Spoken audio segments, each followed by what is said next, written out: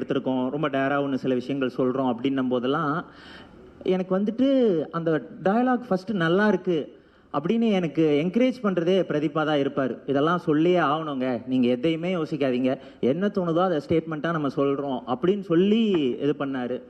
ஆக்சுவலாக ஒரு விஷயம் சொல்லணுன்னா, படத்தோட எண்டில் வந்துட்டு ஒரு டயலாக் இருக்கும், உங்கள் ஆணவத்துக்கு கொலை பண்ணுவீங்களாடா, அவ்வளோ ஆணவம் இருந்தால் நீங்கள் போய் சாவுங்கடா அப்படின்ற ஒரு ஸ்டேட்மெண்ட் இருக்கும். அது ஆக்சுவலாக படத்தில் ஃபஸ்ட்டு இல்லை. நாங்கள் படம் ப்ராசஸ் பண்ணிகிட்டு இருக்கும்போது தான் அந்த ரொம்ப திருநெல்வேலி கவின் அவரோட ஆணவ கொலை தொடர்பான நியூஸ் நாங்கள் பார்த்தோம். ரொம்ப கஷ்டமாக இருந்துச்சு. ஸோ அப்போ நம்ம ஏதாவது ஒன்று சொல்லணும் அப்படின்ட்டு எனக்கு ஃபஸ்ட்டு புஷ் கொடுத்தது அவர் தான். அதுக்கப்புறம் தான் அந்த டயலாக் நான் யோசிச்சுட்டு வந்து அதில் ஆட் பண்ணேன். அந்த கட்ஸுக்கு ரொம்ப தேங்க்ஸ் ப்ரோ.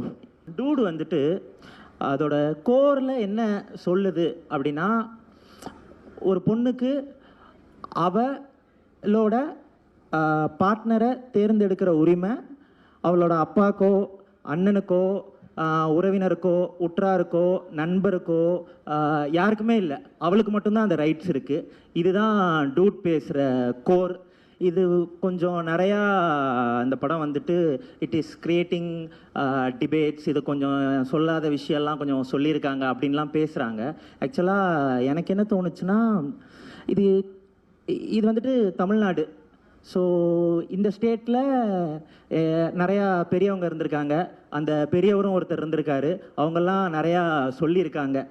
அவங்க வழியில் தான் நாங்கள் எல்லாம் வந்து இதை பேசிகிட்டு இருக்கிறோம். ஸோ தமிழ்நாட்டில் இந்த மாதிரி ஒரு ஸ்டேட்மெண்ட் ரொம்ப புதுசுலாம் இல்லை, அது நிறைய பேர் இதுக்கு முன்னாடி சொல்லியிருக்காங்க. நாங்களும் நெக்ஸ்ட் ஜென்னாக அதை எடுத்துகிட்டு போயிட்டு சொல்லுவோம்.